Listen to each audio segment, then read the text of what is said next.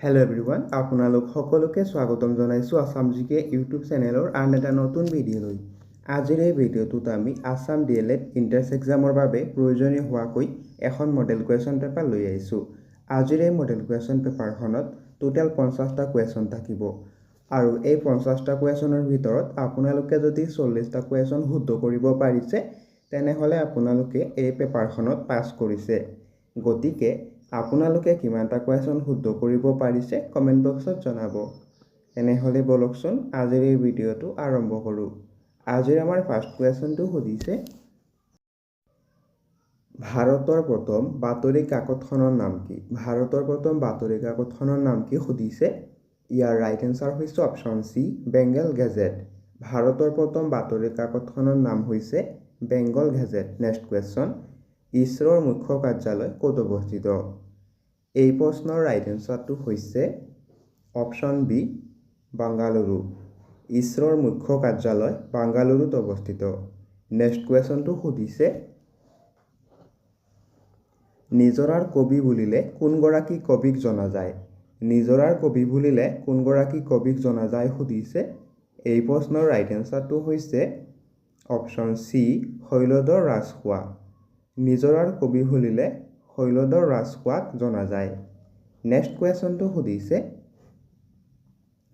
কোনখন দেশৰ সংবিধান আটাইতকৈ দীঘল? কোনখন দেশৰ সংবিধান আটাইতকৈ দীঘল সুধিছে। ইয়াৰ ৰাইট এনচাৰটো হৈছে অপশ্যন ডি, ভাৰত। ভাৰতৰ সংবিধানখন হৈছে বিশ্বৰ আটাইতকৈ দীঘল সংবিধান। নেক্সট কুৱেশ্যনটো সুধিছে, ৰাষ্ট্ৰীয় বিজ্ঞান দিৱস কেতিয়া পালন কৰা হয়? ৰাষ্ট্ৰীয় বিজ্ঞান দিৱস কেতিয়া পালন কৰা হয় সুধিছে। এই প্ৰশ্নৰ ৰাইট এনচাৰটো হৈছে অপশ্যন বি, 28 ফেব্ৰুৱাৰী তাৰিখে। ৰাষ্ট্ৰীয় বিজ্ঞান দিৱস 28 ফেব্ৰুৱাৰী তাৰিখে পালন কৰা হয়। নেক্সট কুৱেশ্যনটো সুধিছে, ৰাষ্ট্ৰীয় ভোটাৰ দিৱস কেতিয়া পালন কৰা হয়? ৰাষ্ট্ৰীয় ভোটাৰ দিৱস কেতিয়া পালন কৰা হয় সুধিছে।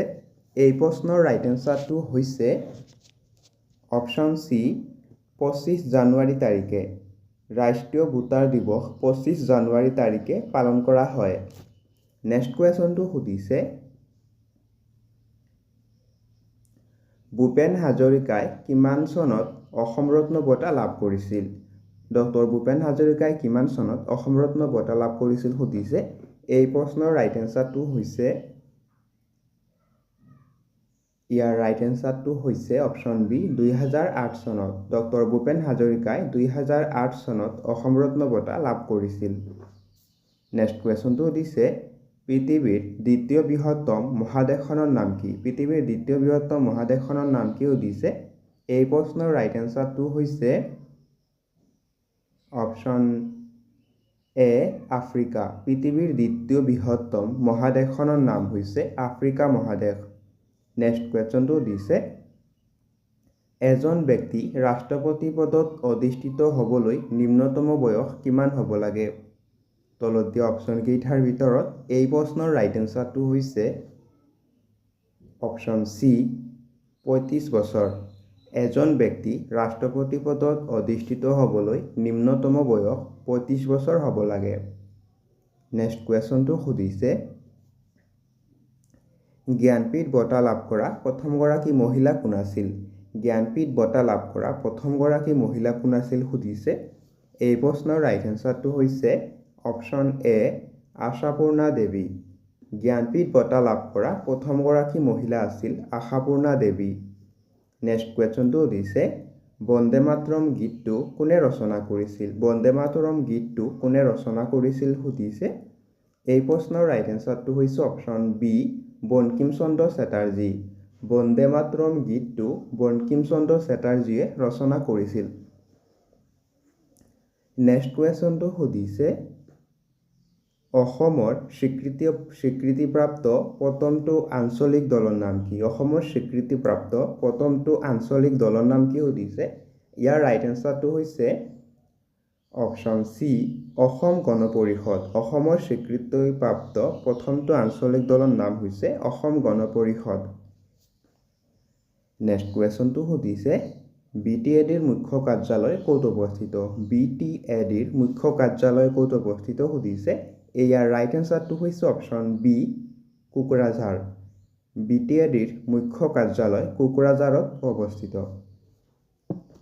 নেক্সট কুৱেশ্যনটো সুধিছে সৌৰজগতৰ আটাইতকৈ সৰু গ্ৰহ কোনটো? সৌৰজগতৰ আটাইতকৈ সৰু গ্ৰহ কোনটো সুধিছে। ইয়াৰ ৰাইট এনচাৰটো হৈছে অপশ্যন চি বুধ গ্ৰহ। সৌৰজগতৰ আটাইতকৈ সৰু গ্ৰহটো হৈছে বুধ গ্ৰহ। নেক্সট কুৱেশ্যনটো সুধিছে লাওখোৱা অভয়াৰণ্য কোনখন জিলাত অৱস্থিত? লাওখোৱা অভয়াৰণ্য কোনখন জিলাত অৱস্থিত সুধিছে। ইয়াৰ ৰাইট এনচাৰটো হৈছে অপশ্যন বি নগাঁও জিলাত। লাওখোৱা অভয়াৰণ্য নগাঁও জিলাত অৱস্থিত। নেক্সট কুৱেশ্যনটো সুধিছে কোনজন আহোম ৰজাৰ মৃতদেহ প্ৰথমবাৰৰ বাবে দাহ কৰা হৈছিল?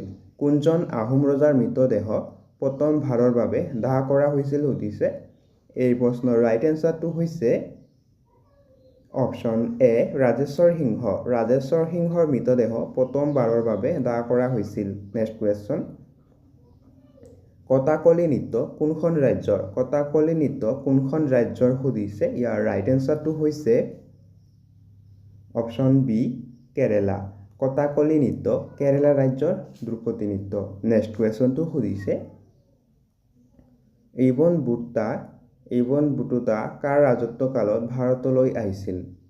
তলত দিয়া অপশ্যন কেইটাৰ ভিতৰত এই প্ৰশ্নৰ ৰাইট এনচাৰটো হৈছে অপশ্যন চি মহম্মদ বিন তুগলক। এতিয়া আহিছোঁ নেক্সট কুৱেশ্যনটোলৈ। নেক্সট কুৱেশ্যনটো সুধিছে বৈদ্যুতিক ক্ষমতাৰ একক কি? বৈদ্যুতিক ক্ষমতাৰ SI একক কি সুধিছে। বৈদ্যুতিক ক্ষমতাৰ একক কি সুধিছে। ইয়াৰ ৰাইট এনচাৰটো হৈছে অপশ্যন এ ৱাট। বৈদ্যুতিক ক্ষমতাৰ একক হৈছে ৱাট। নেক্সট কুৱেশ্যন কিমান চনত অসমত প্ৰথম জনতা দলৰ চৰকাৰ গঠন হৈছিল? কিমান চনত অসমত প্ৰথম জনতা দলৰ চৰকাৰ গঠন হৈছিল সুধিছে। এই প্ৰশ্নৰ ৰাইট এনচাৰটো হৈছে অপশ্যন চি 1978 চনত। নেক্সট কুৱেশ্যনটো সুধিছে অসমৰ ডিগবৈ শোধনাগাৰ কিমান চনত স্থাপন কৰা হৈছিল? অসমৰ ডিগবৈ তেল শোধনাগাৰ কিমান চনত স্থাপন কৰা হৈছিল সুধিছে। ইয়াৰ ৰাইট এনচাৰটো হৈছে অপশ্যন এ 1901 চনত। ডিগবৈ তেল শোধনাগাৰ 1901 চনত স্থাপন কৰা হৈছিল। নেক্সট কুৱেশ্যনটো সুধিছে ৰাষ্ট্ৰীয় পৰ্যায়ত শ্ৰেষ্ঠ চিত্ৰনাট্যৰ সন্মান পোৱা প্ৰথম অসমীয়া ছবিখনৰ নাম কি? ৰাষ্ট্ৰীয় পৰ্যায়ত শ্ৰেষ্ঠ চিত্ৰনাট্যৰ সন্মান পোৱা প্ৰথম অসমীয়া ছবিখনৰ নাম কি সুধিছে। এই প্ৰশ্নৰ ৰাইট এনচাৰটো হৈছে অপশ্যন এ অগ্নিস্নান। ৰাষ্ট্ৰীয় পৰ্যায়ত শ্ৰেষ্ঠ চিত্ৰনাট্যৰ সন্মান পোৱা প্ৰথম অসমীয়া ছবিখনৰ নাম হৈছে অগ্নিস্নান। নেক্সট কুৱেশ্যন চুতীয়া ৰাজ্যৰ শেষৰজন ৰজাৰ নাম কি আছিল? চুতীয়া ৰাজ্যৰ শেষৰজন ৰজাৰ নাম কি আছিল সুধিছে। এই প্ৰশ্নৰ ৰাইট এনচাৰটো হৈছে অপশ্যন ডি নিত্যপাল বা নীতিপাল। চুতীয়া ৰাজ্যৰ শেষৰজন ৰজাৰ নাম আছিল নিত্যপাল বা নীতিপাল। নেক্সট কুৱেশ্যন এখন ৰাজ্যৰ প্ৰশাসনিক হৃদপিণ্ড বুলি ক'লে কাক বুজা যায়? এখন ৰাজ্যৰ প্ৰশাসনিক হৃদপিণ্ড বুলি ক'লে কাক বুজা যায় সুধিছে।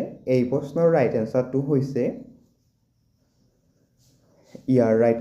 অপশ্যন ডি সচিবালয়। এখন ৰাজ্যৰ প্ৰশাসনিক হৃদপিণ্ড বুলি ক'লে সচিবালয়ক জনা যায়।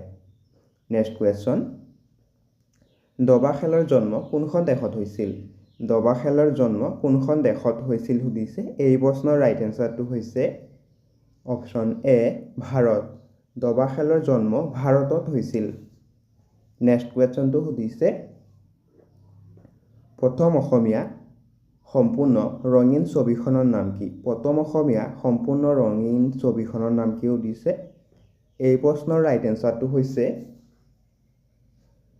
অপশ্যন চি ভাইটি। প্ৰথম অসমীয়া ৰঙীন ছবিখনৰ নাম হৈছে ভাইটি। নেক্সট কুৱেশ্যন অসম সাহিত্য সভাৰ তৃতীয়জন সভাপতি কোন আছিল? অসম সাহিত্য সভাৰ তৃতীয়জন সভাপতি কোন আছিল সুধিছে। এই প্ৰশ্নৰ ৰাইট এনচাৰটো হৈছে অপশ্যন বি কালিৰাম মেধি। অসম সাহিত্য সভাৰ তৃতীয়জন সভাপতি আছিল কালিৰাম মেধি। এতিয়া আহিছোঁ নেক্সট কুৱেশ্যনটোলৈ। নেক্সট কুৱেশ্যনটো সুধিছে আয়াৰলেণ্ডৰ মুদ্ৰাৰ নাম কি? আয়াৰলেণ্ডৰ মুদ্ৰাৰ নাম কি সুধিছে। এই প্ৰশ্নৰ ৰাইট এনচাৰটো হৈছে অপশ্যন এ ইউৰো। আয়াৰলেণ্ডৰ মুদ্ৰাৰ নাম হৈছে ইউৰো। নেক্সট কুৱেশ্যনটো সুধিছে বড়ো সাহিত্য সভাৰ মুখ্য কাৰ্যালয় ক'ত অৱস্থিত? বড়ো সাহিত্য সভাৰ মুখ্য কাৰ্যালয় ক'ত অৱস্থিত সুধিছে। ইয়াৰ ৰাইট এনচাৰটো হৈছে অপশ্যন ডি কোকৰাঝাৰ। বড়ো সাহিত্য সভাৰ মুখ্য কাৰ্যালয় কোকৰাঝাৰত অৱস্থিত। নেক্সট কুৱেশ্যনটো সুধিছে পশ্চিমবংগৰ ৰাজধানী কি? পশ্চিমবংগৰ ৰাজধানীৰ নাম কি সুধিছে। ইয়াৰ ৰাইট এনচাৰটো হৈছে অপশ্যন চি কলকাতা। পশ্চিমবংগৰ ৰাজধানীৰ নাম হৈছে কলকাতা। নেক্সট কুৱেশ্যনটো সুধিছে পিংক চিটি বুলি কোনখন চহৰক জনা যায়? পিংক চিটি বুলি কোনখন চহৰক জনা যায় সুধিছে। তলত দিয়া অপশ্যন কেইটাৰ ভিতৰত ইয়াৰ ৰাইট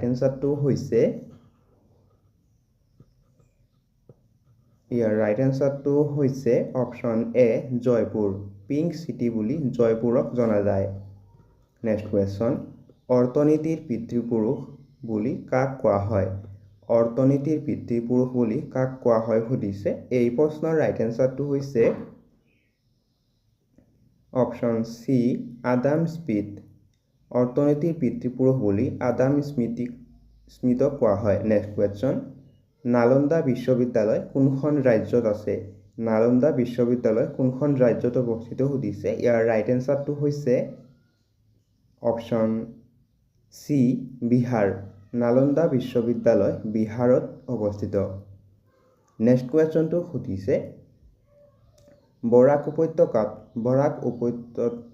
উপত্যকাত সৰ্বমুঠ কিমানখন জিলা আছে? বৰাক উপত্যকাত সৰ্বমুঠ কিমানখন জিলা আছে সুধিছে। ইয়াৰ ৰাইট এনচাৰ হৈছে অপশ্যন এ 3খন।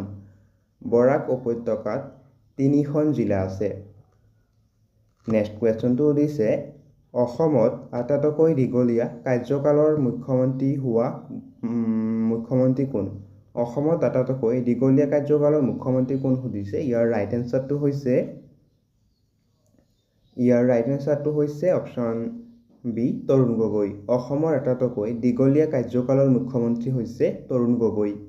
নেক্সট কুৱেশ্যনটো সুধিছে অসমত আটাইতকৈ কম সময়ৰ বাবে মুখ্যমন্ত্ৰী হোৱা ব্যক্তিজন কোন? তলত দিয়া অপশ্যন কেইটাৰ ভিতৰত এই প্ৰশ্নৰ ৰাইট এনচাৰটো হৈছে অপশ্যন ডি ভূমিধৰ বৰ্মন। অসমত আটাইতকৈ কম সময়ৰ বাবে মুখ্যমন্ত্ৰী হোৱা ব্যক্তিজন হৈছে ভূমিধৰ বৰ্মন। নেক্সট কুৱেশ্যন কিমান চনত নৰ্থ ইষ্ট কাউন্সিল গঠন কৰা হৈছিল? কিমান চনত নৰ্থ ইষ্ট কাউন্সিল গঠন কৰা হৈছিল সুধিছে।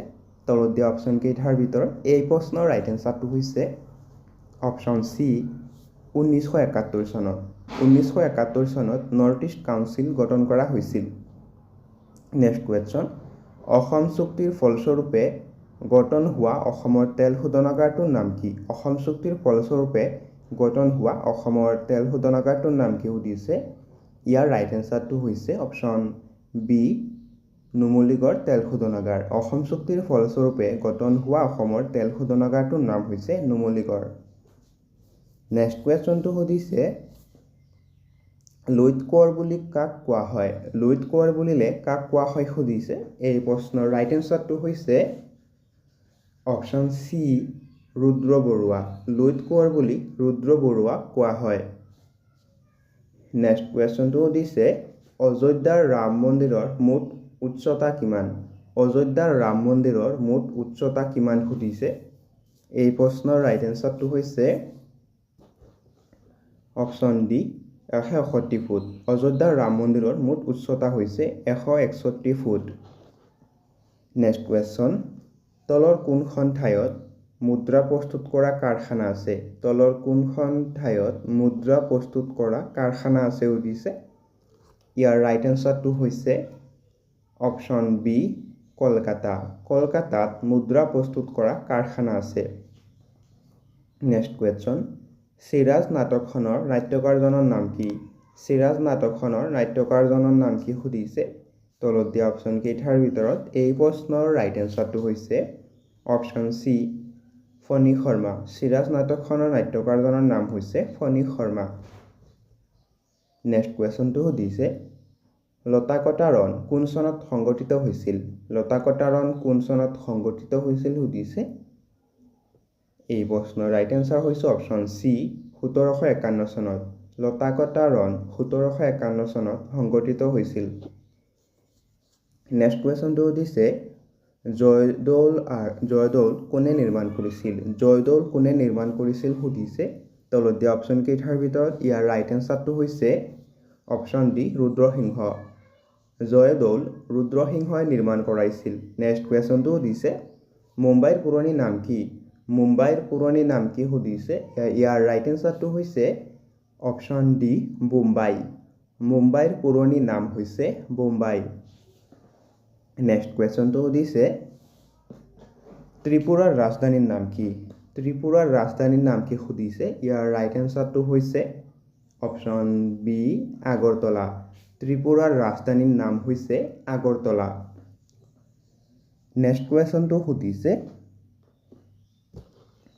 সূৰ্যৰ ৰশ্মিৰ পৰা দেহে কি ভিটামিন আহৰণ কৰে? সূৰ্যৰ ৰশ্মিৰ পৰা দেহে কি ভিটামিন আহৰণ কৰে সুধিছে। এই প্ৰশ্নৰ ৰাইট এনচাৰটো হৈছে অপশ্যন বি ভিটামিন ডি। সূৰ্যৰ ৰশ্মিৰ পৰা দেহে ভিটামিন ডি আহৰণ কৰে। নেক্সট কুৱেশ্যনটো সুধিছে, আন্তৰ্জাতিক নাৰী দিৱস কিমান তাৰিখে পালন কৰা হয়? আন্তৰ্জাতিক নাৰী দিৱস কেতিয়া পালন কৰা হয় সুধিছে। এই প্ৰশ্নৰ ৰাইট এনচাৰটো হৈছে অপশ্যন এ 8 মাৰ্চ তাৰিখে। আন্তৰ্জাতিক নাৰী দিৱস 8 মাৰ্চ তাৰিখে পালন কৰা হয়। নেক্সট কুৱেশ্যন, শোণিতপুৰ কোন ৰজাৰ ৰাজধানী আছিল? শোণিতপুৰ কোন ৰজাৰ ৰাজধানী আছিল সুধিছে। ইয়াৰ ৰাইট এনচাৰটো হৈছে অপশ্যন বি বাণ ৰজা। শোণিতপুৰ বাণ ৰজাৰ ৰাজধানী আছিল। নেক্সট কুৱেশ্যনটো সুধিছে, উত্তৰ ভাৰতৰ ভাস্কৰ বৰ্মনৰ সমসাময়িক ৰজা কোন আছিল? তলত দিয়া অপশ্যন কেইটাৰ ভিতৰত এই প্ৰশ্নৰ ৰাইট এনচাৰটো হৈছে অপশ্যন চি হৰ্ষবৰ্ধন। উত্তৰ ভাৰতৰ ভাস্কৰ বৰ্মনৰ সমসাময়িক ৰজা আছিল হৰ্ষবৰ্ধন।